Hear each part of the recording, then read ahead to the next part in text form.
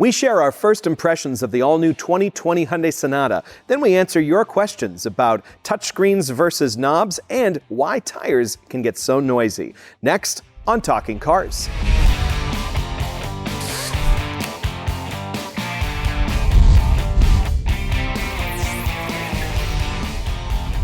Hey, welcome back. I'm Keith Barry. I'm Gabe Schenhauer. And I'm Jennifer Stockberger. And today we're going to get right into it and start talking about a new car that we bought.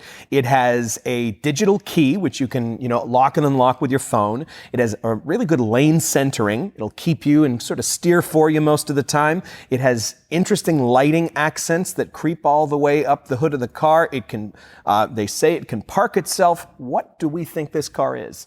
Sounds fancy. It does. It does. Does it sound like it comes from... Pop quiz, huh? Maybe California? Not quite. Yeah, no, it comes a little further east. Well, you're talking about South Korea, but I'm talking Alabama because it's built in Alabama. Right. Even better. Yeah, so east. Exactly. It's the 2020 Hyundai Sonata. And this car is interesting. It's like a real departure from anything that Hyundai's done in a little while. It's like a new direction for them, right? Right. I mean, the car's always been a value. The Sonata, we've always considered a good value, but all of these niceties and safety and for such a reasonable price, it's really, I think, going to give its competitors, Accord, Camry, Legacy, a run for their money. My first impression, styling-wise, it definitely got more slopey.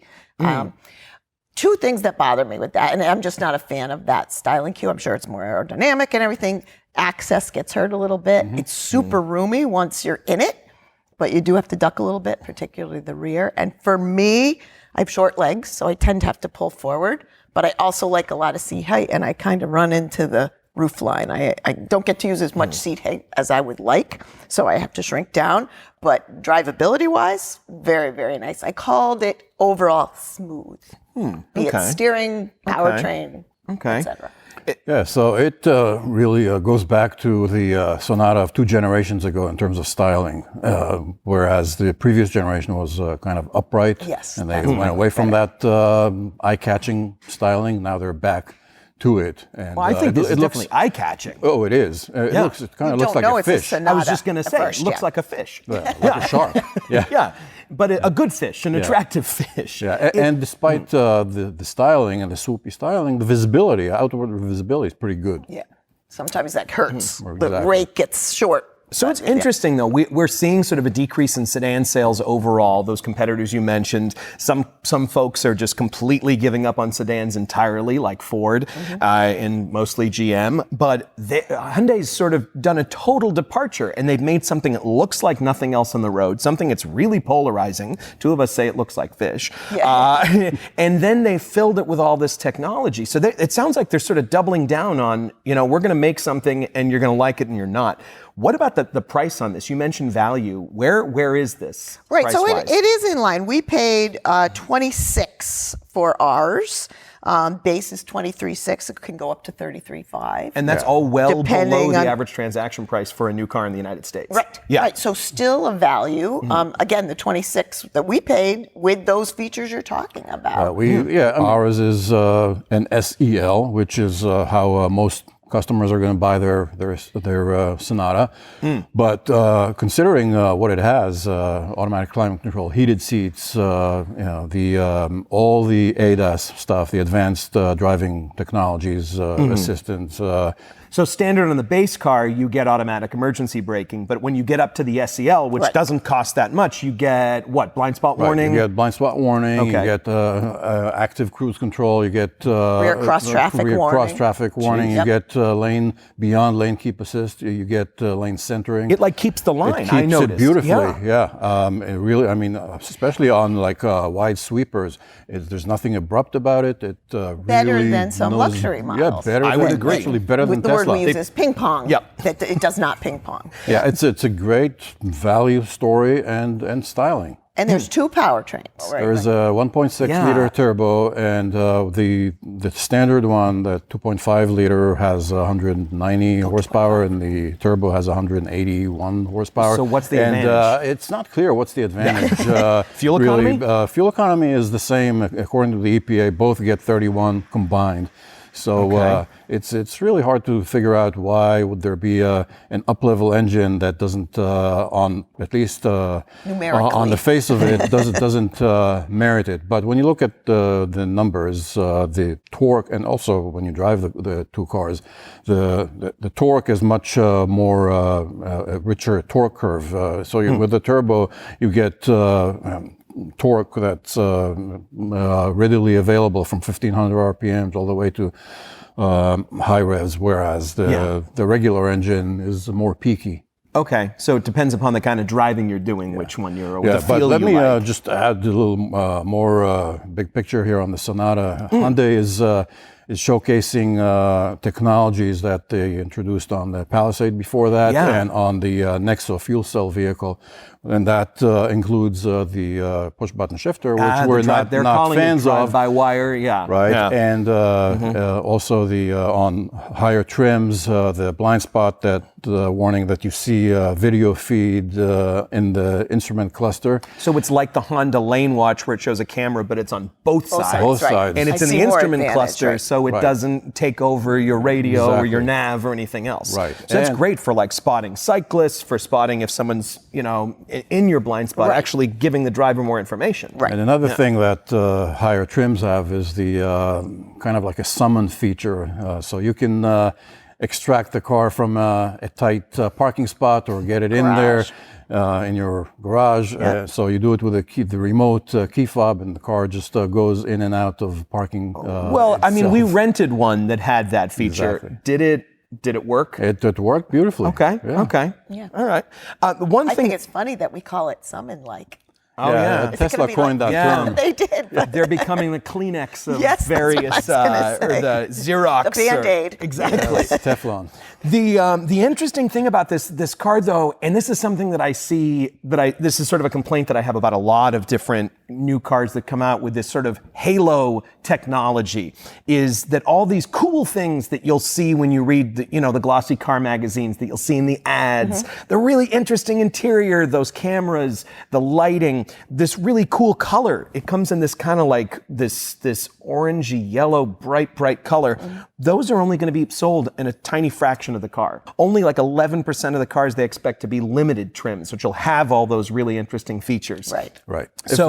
So the car. I think people are shopping for a value. Yeah. They don't. Yeah. So don't expect. So we went from the one that we rented from Hyundai, which is a limited and had all these features, and then got into ours, which we bought ourselves, which is The SEL, right? The SEL, which is what most people are going to buy.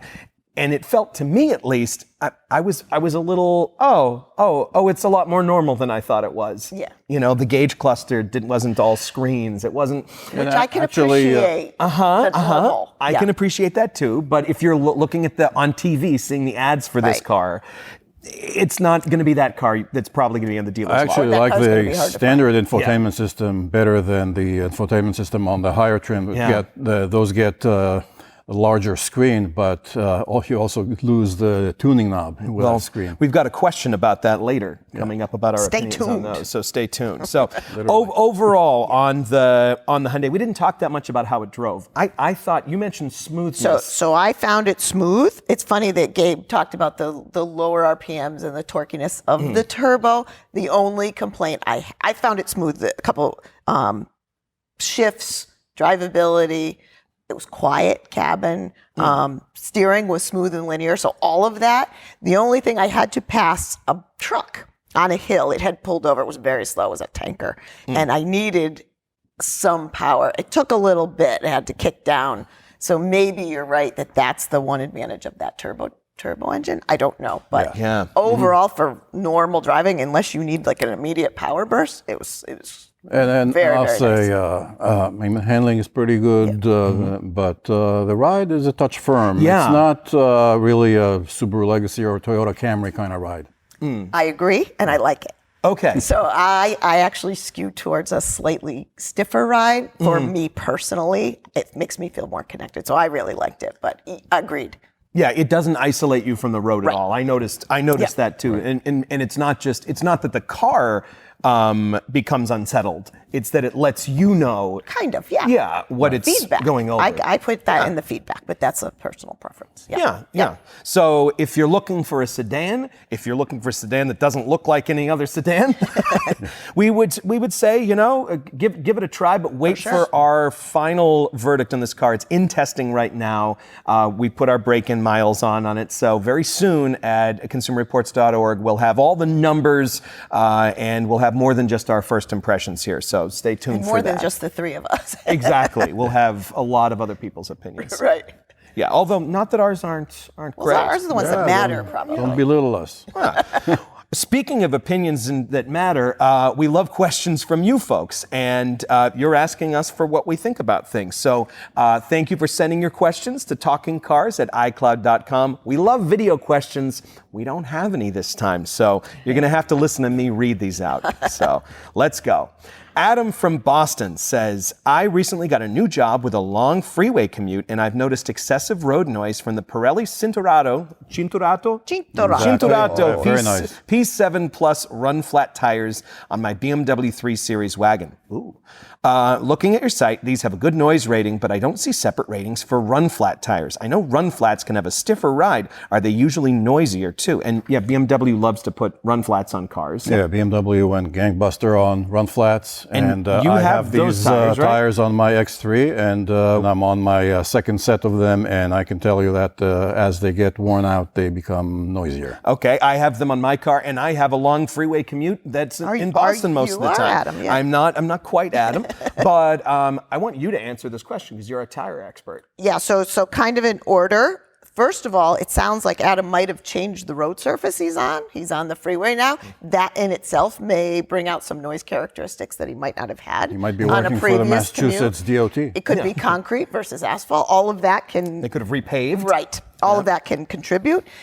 Run flats in and of themselves are not necessarily noisier. Initially, ride comfort, excessive wear, and noise were complaints of a lot of run flat models.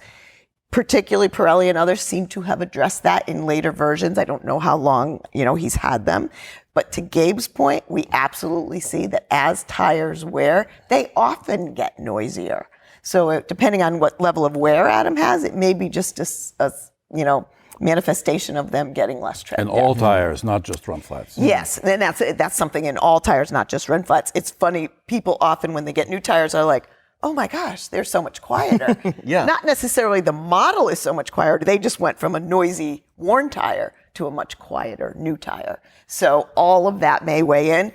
To Gabe's point, he's on his second set. If you love all other aspects, we do not rate run flats because they are so specific. There's the BMW 3 Series size.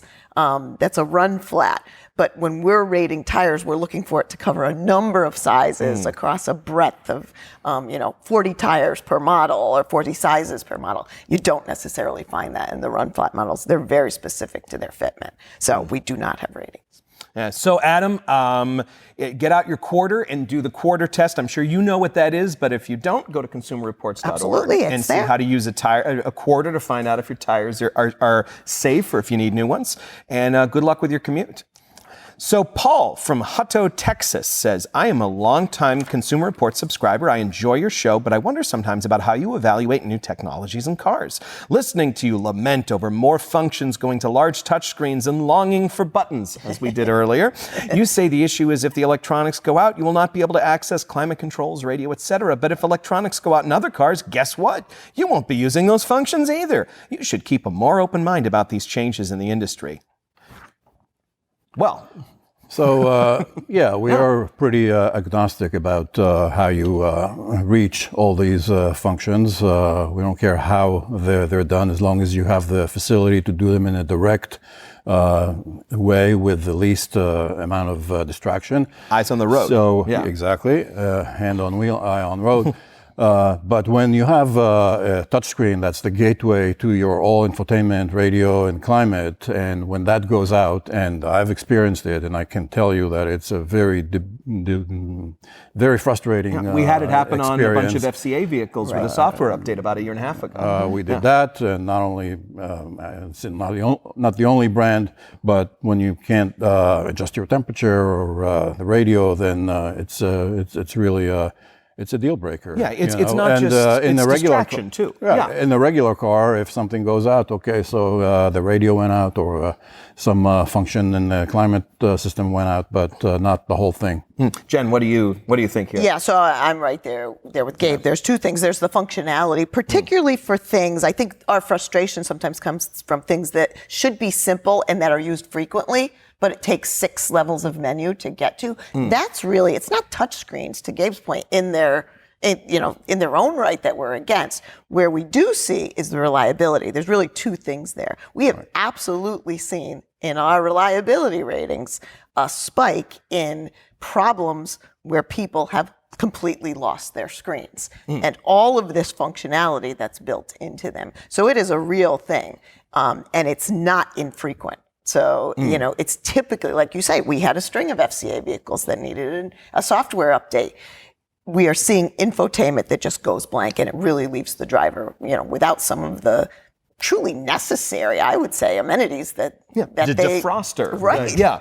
Right. Exactly. So something interesting is, I was at CES last week and I talked to a bunch of automotive suppliers who were there, not at the cool booths, but they were sort of off in their little, and what I got from a lot of them was that this is being driven by the desire to move to touchscreens is not necessarily being driven by what consumers want. Right. Yes, there's a small amount of early adopters who want their car to look like their phone, their computer. But a lot of this is being driven by the manufacturers who see it's a lot less expensive to install one big screen than it is to put in a bunch of buttons. But I think we've talked about before too. Everybody now has a backup camera, required backup camera. The screen is there anyway. Yeah. So when you say manufacturers, they're making use of that screen. It's there anyway. They have to have it. Yeah. So. And there's that happy medium. And when you think about, I like to think about GM. I think about that Buick Encore that came out that had like 80,000 buttons, a button for everything.